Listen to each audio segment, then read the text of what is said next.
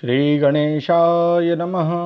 श्री गोपीजनवल्लभाय नमः। श्रीमद्भागवत महापुराण तृतीय स्कंध अथ षष्ठोऽध्याय। विराट शरीर की उत्पत्ति। मैत्रेय ऋषि ने कहा, सर्वशक्तिमान भगवान ने जब देखा कि आपस में संगठित न होने के कारण ये मेरी महत्त्व आदि शक्तियाँ विश्व रचना के कार्य में असमर्थ हो रही है, तब वे कार्य शक्ति को स्वीकार करके एक साथ ही महत्त्व, अहंकार, पंचभूत, पंच तन्मात्रा और मन सहित 11 इंद्रियां, इन 23 तत्वों के समुदाय में प्रविष्ट हो गए। उनमें प्रविष्ट होकर उन्होंने जीवों के सोए हुए अदृष्ट को जागृत किया और परस्पर विलग हुए उस तत्व समूह को अपनी क्रिया शक्ति के द्वारा आपस में मिला दिया। इस प्रकार जब भगवान ने अदृष्ट को कार्योन्मुख किया, तब उस 23 तत्वों के समूह ने भगवान की प्रेरणा से अपने अंशों द्वारा अधिपुरुष विराट को उत्पन्न किया। अर्थात जब भगवान ने अंश रूप से अपने उस शरीर में प्रवेश किया, तब वह विश्व रचना करने वाला महतत्वादि का समुदाय एक दूसरे से मिलकर परिणाम को प्राप्त हुआ। यह तत्वों का परिणाम ही विराट पुरुष है, जिसमें चराचर जगत विद्यमान है। जल के भीतर जो अंड रूप आश्रय स्थान था, उसमें वह हिरण्मय विराट पुरुष संपूर्ण जीवों को साथ लेकर 1000 दिव्य वर्षों तक रहा। वह विश्व रचना करने वाले तत्वों का गर्भ कार्य था तथा ज्ञान, क्रिया और आत्मशक्ति से संपन्न था। इन शक्तियों से उसने स्वयं अपने क्रमशः एक हृदय रूप, 10 प्राण रूप और 3 आध्यात्मिक, आदि दैविक, आदि भौतिक विभाग किए। ये विराट पुरुष ही प्रथम जीव होने के कारण समस्त जीवों का आत्मा, जीव रूप होने के कारण परमात्मा का अंश और प्रथम अभिव्यक्त होने के कारण भगवान का आदि अवतार है। ये संपूर्ण भूत समुदाय इसी में प्रकाशित होता है। ये अध्यात्म, अधिभूत और अधिदेव रूप से 3 प्रकार का, प्राण रूप से 10 प्रकार का, 10 प्रकार के प्राण बताए हैं।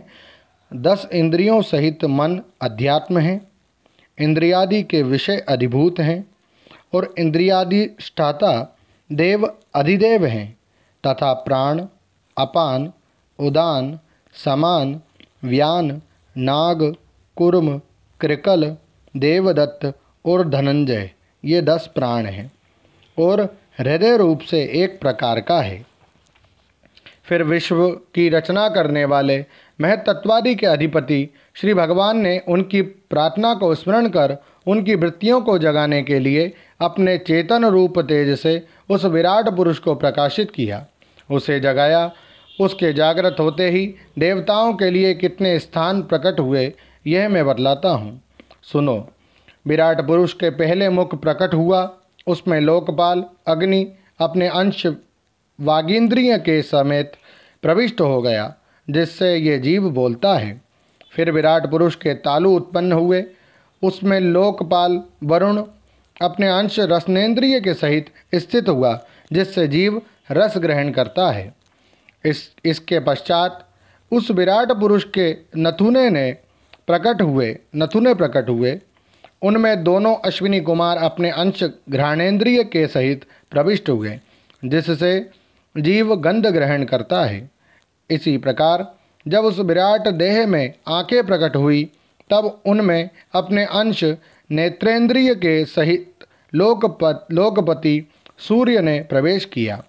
जिस नेत्रेंद्रिय से पुरुष को विविध रूपों का ज्ञान होता है, फिर उस विराट विग्रह में त्वचा उत्पन्न हुई। उसमें अपने अंश त्वगेंद्रिय के सहित वायु स्थित हुआ।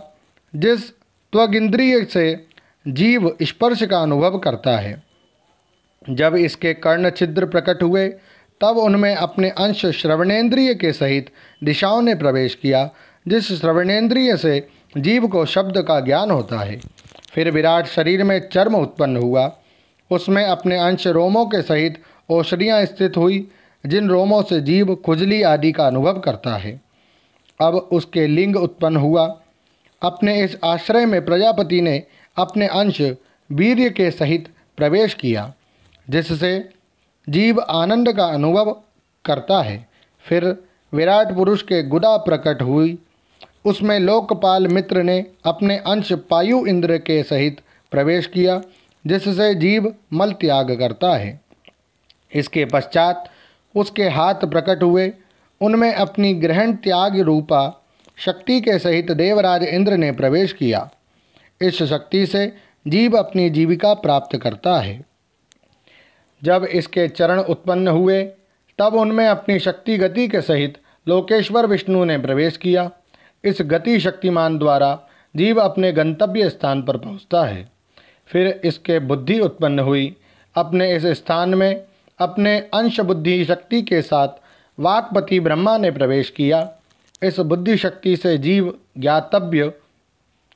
गातव्य विषयों को जान सकता है। फिर इसमें हृदय प्रकट हुआ। उसमें अपने अंश मन के सहित चंद्रमा स्थित हुआ। इस मन शक्ति के द्वारा जीव संकल्प विकल्प आदि रूप विकारों को प्राप्त होता है। तत्पश्चात विराट पुरुष में अहंकार उत्पन्न हुआ। इस अपने आश्रय में क्रिया शक्ति सहित अभिमान रुद्र ने प्रवेश किया। इससे जीव अपने कर्तव्य को स्वीकार करता है। अब इसमें चित्त प्रकट हुआ। उसमें चित्त शक्ति के सहित महतत्वादि ब्रह्मा स्थित हुआ। इस चित्त शक्ति से जीव विज्ञान चेतना को उपलब्ध करता है। इस विराट पुरुष के सिर से स्वर्गलोक, पैरों से पृथ्वी और नाभि से अंतरिक्ष आकाश उत्पन्न हुआ। इनमें क्रमशः सत्व, रज और तम, इन तीन गुणों के परिणाम रूप देवता, मनुष्य और प्रेतादि देखे जाते हैं। इनमें देवता लोग सत्व गुण की अधिकता के कारण स्वर्गलोक में, मनुष्य और उनके उपयोगी गौ आदि जीव रजोगुण की प्रधानता के कारण पृथ्वी में, तथा तमोगुणी स्वभाव वाले होने से रुद्र के पार्षदगण भूत प्रेत आदि दोनों के बीच में स्थित भगवान के नाभि स्थानीय अंतरिक्ष लोक में रहते हैं। विदुर जी, वेद और ब्राह्मण भगवान के मुख से प्रकट हुए। मुख से प्रकट होने के कारण ही ब्राह्मण सब वर्णों में श्रेष्ठ और सबका गुरु है। उनकी भुजाओं से क्षत्रिय वृत्ति और उसका अवलंबन करने वाला क्षत्रिय वर्ण उत्पन्न हुआ, जो विराट भगवान का अंश होने के कारण जन्म लेकर सब वर्णों की चोर आदि के उपद्रवों से रक्षा करता है। भगवान की दोनों जांघों से जब लोगों को निर्वाह करने वाली वैश्य वृत्ति उत्पन्न हुई और उन्हीं से वैश्य वर्ण का भी प्रादुर्भाव हुआ। यह वर्ण अपनी वृत्ति से सब जीवों की जीविका चलाता है। फिर सब धर्मों की सिद्धि के लिए भगवान के चरणों से सेवा वृत्ति प्रकट हुई और उन्हीं से पहल उस वृत्ति का अधिकारी शूद्र वर्ण भी प्रकट हुआ, जिसकी वृत्ति से ही श्री हरि प्रसन्न हो जाते हैं। सब धर्म की सिद्धि का मूल सेवा है। सेवा किए बिना कोई भी धर्म सिद्ध नहीं होता। अतः सब धर्मों की मूलभूता सेवा ही जिसका धर्म है, वह शूद्र सब वर्णों में महान है। ब्राह्मण का धर्म मोक्ष के लिए, क्षत्रिय का धर्म भोगने के लिए, वैश्य का धर्म अर्थ के लिए है और शूद्र का धर्म धर्म के लिए है। इस प्रकार प्रथम तीन वर्णों के धर्म अन्य पुरुषार्थों के लिए हैं, किंतु शूद्र का धर्म स्वपुरुषार्थ के लिए है। अतः इसकी वृत्ति से ही भगवान प्रसन्न हो जाते हैं। ये चारों वर्ण अपनी अपनी वृत्तियों के सहित जिनसे उत्पन्न हुए, उन अपने गुरु श्री हरि का अपने अपने धर्मों से चित्त शुद्धि के लिए श्रद्धापूर्वक पूजन करते हैं। विदुर जी, ये विराट पुरुष काल, कर्म और स्वभाव शक्ति से युक्त भगवान की योग माया के प्रभाव को प्रकट करने वाला है। इसके स्वरूप का पूरा वर्णन करने का कौन साहस कर सकता है। तथापि प्यारे विदुर जी, अन्य व्यवहारिक चर्चाओं से अपवित्र हुई अपनी वाणी को पवित्र करने के लिए जैसी मेरी बुद्धि है और जैसा मैंने गुरुमुख से सुना है, वैसा श्रीहरि का सुयश वर्णन करता हूँ। महापुरुषों का मत है कि पुण्य श्लोक शिरोमणि श्रीहरि के गुणों का गान करना ही मनुष्यों की वाणी का तथा विद्वानों के मुख से भगवत कथामृत का पान करना ही उनके कानों का सबसे बड़ा लाभ है।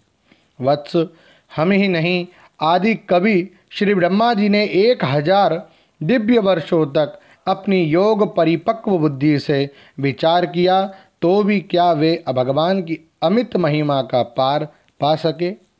अतः भगवान की माया बड़े बड़े मायावियों को भी मोहित कर देने वाली है, उसकी चक्कर में डालने वाली चाल अनंत है। अतएव स्वयं भगवान भी उसकी थाह नहीं लगा सकते, फिर दूसरों की तो बात ही क्या है। जहाँ न पहुँचकर मन के सहित वाणी भी लौट आती है, तथा जिनका पार पाने में अहंकार के अभिमानी रुद्र तथा अन्य इंद्रियाधिष्ठाता देवता भी समर्थ नहीं है, उन श्री भगवान को हम नमस्कार करते हैं। ओम नमो भगवते वासुदेवाय। श्रीमद्भागवते महापुराणे पारमहंस्यां संहितायां तृतीय स्कंदे षष्ठोऽध्यायः। श्री राधा कृष्णार्पणमस्तु। हरे नमः, हरे नमः, हरे नमः। जय श्री कृष्ण।